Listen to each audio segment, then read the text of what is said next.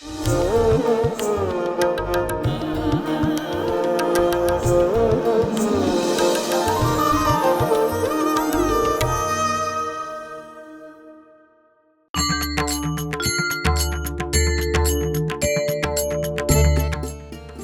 साई भजन शिक्षा कार्यक्रम में आप सबका स्वागत है। आज की कक्षा के लिए हमने देवी माँ की आराधना करता हुआ ये भजन चुना है। चलिए अब इस भजन के बोल जान लेते हैं। प्रेममयी साई माँ, ज्ञानमयी साई माँ, जय माँ जय माँ जय माँ। शिव शक्ति रूपिणी साई माँ, मोक्ष प्रदायिनी माँ, जय माँ जय माँ। आज की कक्षा के लिए इस भजन को सी पंचम श्रुति में गाया जा रहा है, जिसे सफेद एक भी कहते हैं। प्रेममयी साई माँ, ज्ञानमयी साई माँ, प्रेममयी साई माँ, ज्ञानमयी साई माँ, प्रेममयी साई माँ, ज्ञानमयी साई माँ, प्रेममयी साई माँ, ज्ञानमयी साई माँ। जय माँ जय माँ जय माँ, जय माँ जय माँ जय माँ, जय माँ जय माँ जय माँ, जय माँ जय माँ जय माँ। शक्ति रूपिणी साई माँ, मोक्ष प्रदायिनी माँ, शक्ति रूपिणी साई माँ, मोक्ष प्रदायिनी माँ। शिव शक्ति रूपिणी साई माँ, मोक्ष प्रदायिनी माँ, शिव शक्ति रूपिणी साई माँ, मोक्ष प्रदायिनी माँ। जय माँ जय माँ, जय माँ जय माँ,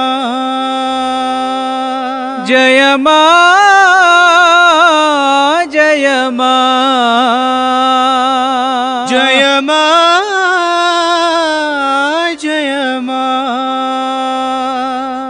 जय माँ जय माँ जय माँ,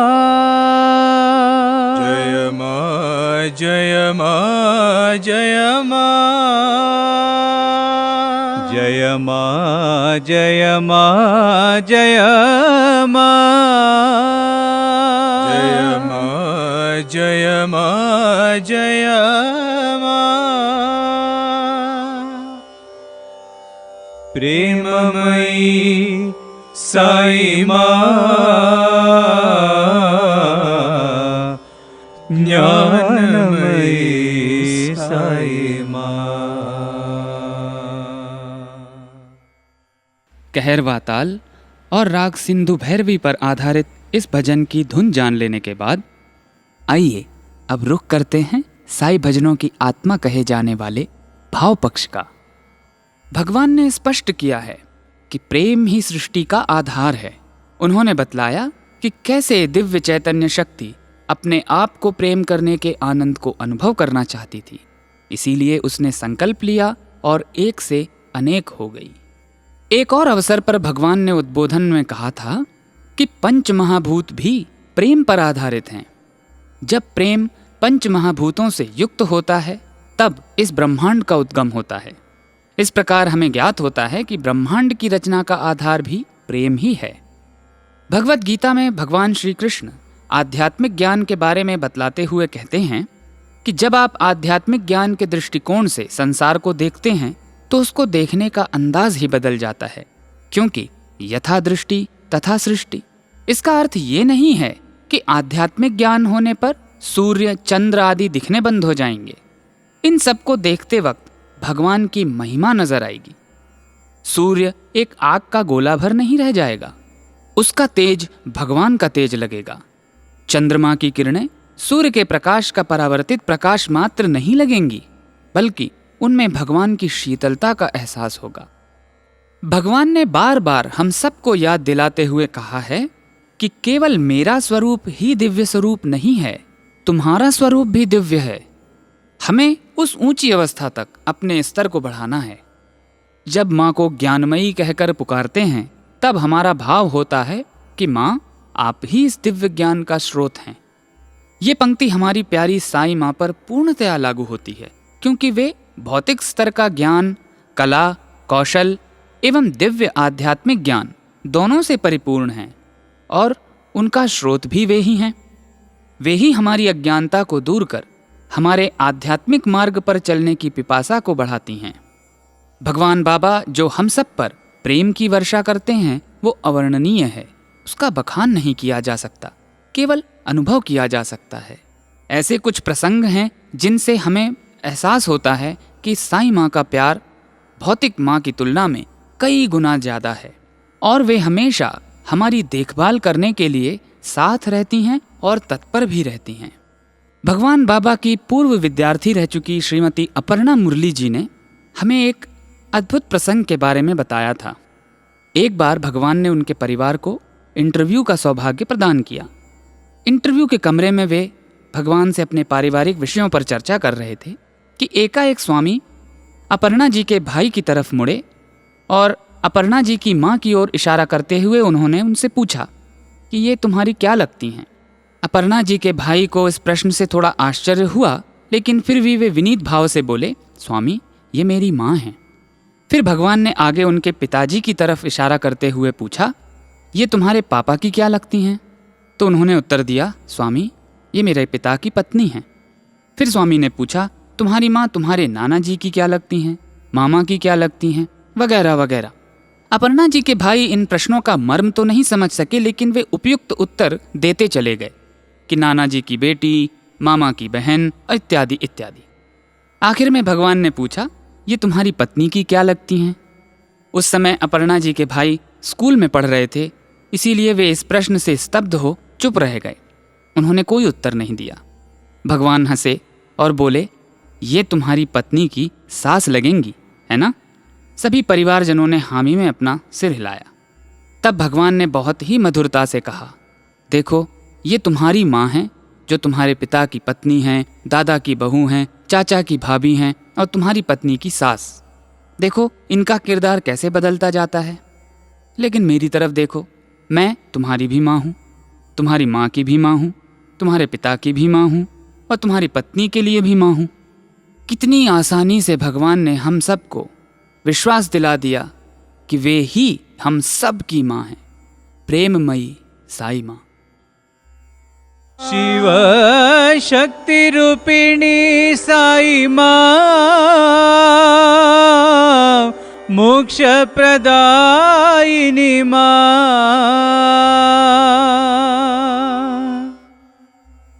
इस संबंध में एक बहुत ही रोचक घटना हमारे स्मरण में आती है, डॉक्टर अलरेजा से जुड़ी हुई।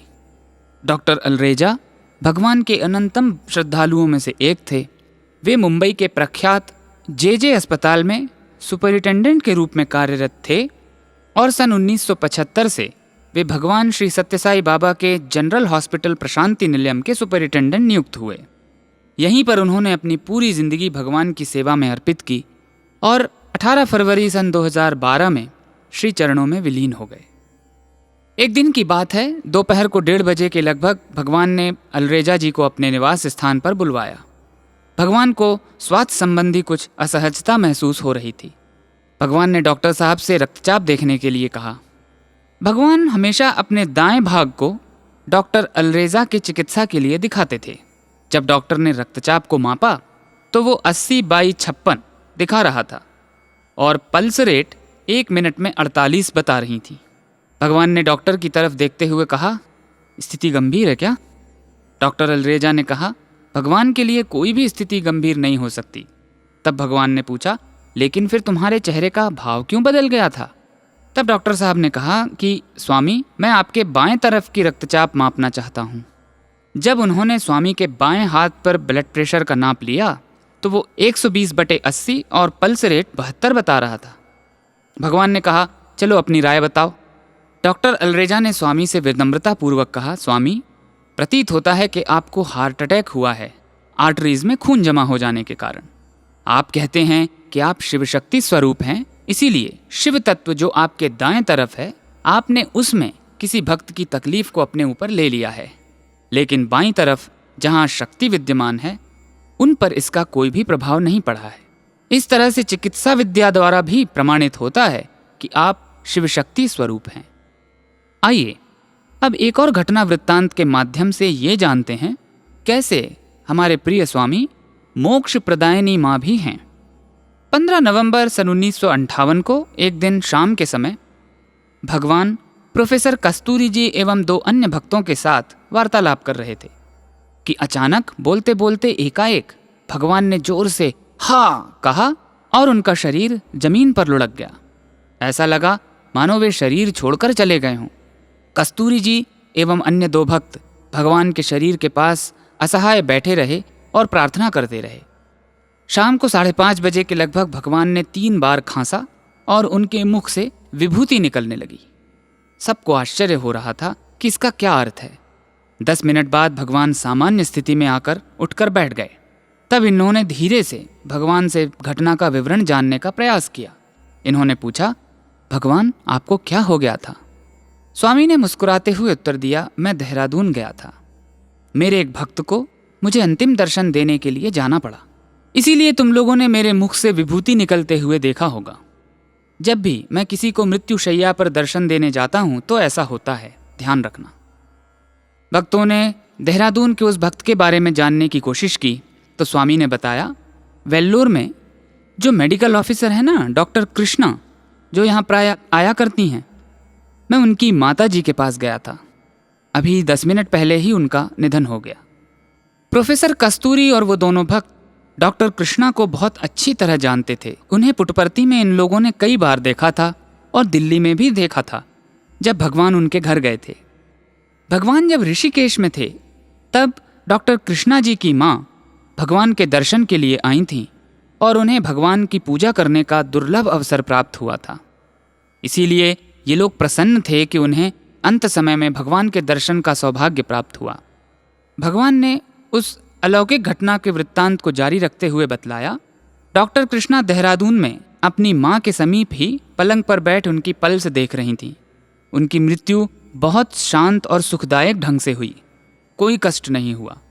उनके सभी चाहने वाले उनके करीब ही थे। स्वामी ने कहा कि वे बहुत पवित्र महिला थीं। उनकी भक्ति उन्हें इस तरह के अंत का हकदार बनाती है। और उस समय कमरे में सभी लोग भजन गा रहे थे। वातावरण भी बहुत पवित्र, निर्मल और दिव्य था। इसके 2-3 दिन बाद ही 18 नवंबर मंगलवार को देहरादून से एक पत्र आया। भगवान ने कस्तूरी जी से उसे पढ़कर सुनाने के लिए कहा। पत्र डॉक्टर कृष्णा ने लिखा था। उन्होंने लिखा कि स्वामी, मेरी माँ ने शनिवार को शाम 5:30 बजे अंतिम सांस ली। उस वक्त हम सभी लोग भजन गा रहे थे। मेरी माँ अपने अंतिम समय में आपसे प्रार्थना कर रही थीं और उन्होंने अंत में ये लिखा कि भगवान, मुझे लगता है कि शायद आपने मेरी माँ को अंतिम समय में आकर दर्शन दिया। इस प्रकार हमने देखा कि कैसे भगवान ने अपने भक्त की अंतिम इच्छा को भी पूरा करने के लिए अपना दर्शन देकर उन्हें मोक्ष प्रदान किया। तो चलिए इन्हीं भावनाओं से ओतप्रोत होकर हम इस भजन को एक बार पुनः दोहराते हैं।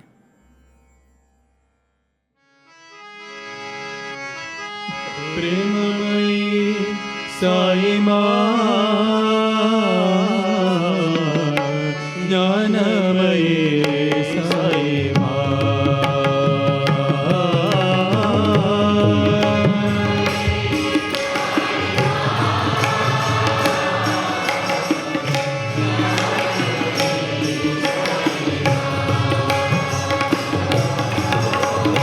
प्रेममयी साई माँ,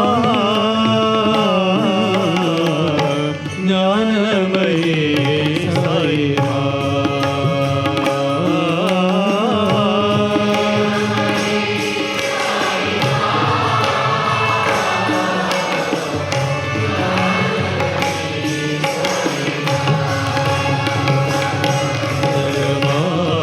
जय माँ जय